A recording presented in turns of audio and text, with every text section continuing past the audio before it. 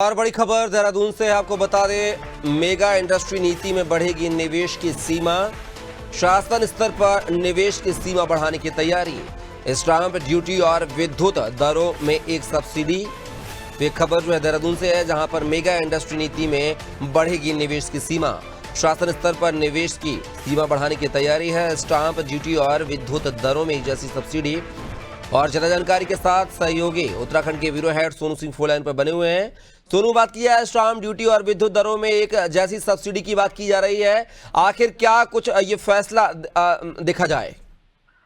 देखिए, शासन स्तर पर, सरकार के स्तर पर कपिल, ये तैयारी की जा रही है कि जो उत्तराखंड में निवेश की स्थिति है इसके दायरे को बढ़ाया जाए। इसके लिए पहले भी प्रावधान किए गए थे। साल 2021 में उत्तराखंड में mega industry and investment policy को लागू किया गया था। और अब चूंकि इसका कार्यकाल जो है बीते 31 मार्च को समाप्त हो चुका है, और जब इसका कार्यकाल इस नीति का समाप्त हुआ तो उस दौरान इसकी समय सीमा में 3 माह का जो है वो इजाफा किया गया, यानी 3 माह के लिए इसकी समय सीमा बढ़ा दी गई। एक तरफ अब इसमें शासन के अधिकारियों ने, सरकार ने महसूस किया है कि इसमें कुछ बदलाव किए जाए, और जो अभी तक जो निवेशक यहाँ पर जो इन्वेस्टर्स अपनी औद्योगिक इकाइयों को स्थापित करने आ रहे थे, उनको जो अलग अलग जो छूट के प्रावधान पिछली पॉलिसी में किए गए थे, जैसे स्टाम्प ड्यूटी है, किसी भूमि से संबंधित जब कोई प्रक्रिया आगे बढ़ेगी, विद्युत की दरें हैं, और इसके अलावा जो अन्य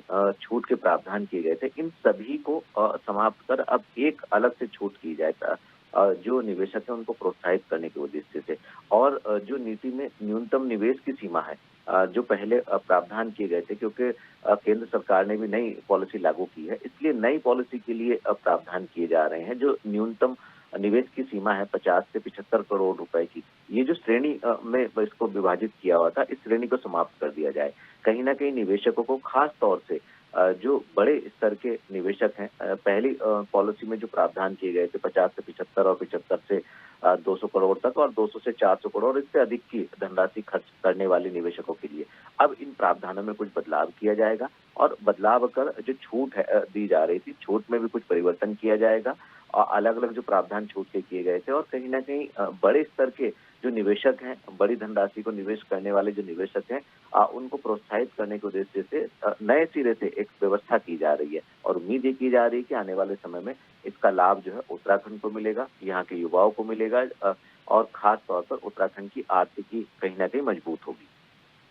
चलिए सोनू, आप हमारे साथ बने रहेगा, आगे अफसर भी जानकारी लेंगे। तो एक खबर देहरादून से थी, जहां पर जो है मेगा इंडस्ट्री को लेकर नीति में निवेश की संभावनाओं को जो सरकार बढ़ाने की तैयारी कर रही है। देखना होगा कि अब कितना ये निवेश जो है बढ़कर प्रदेश के विकास में कारगर साबित होगा।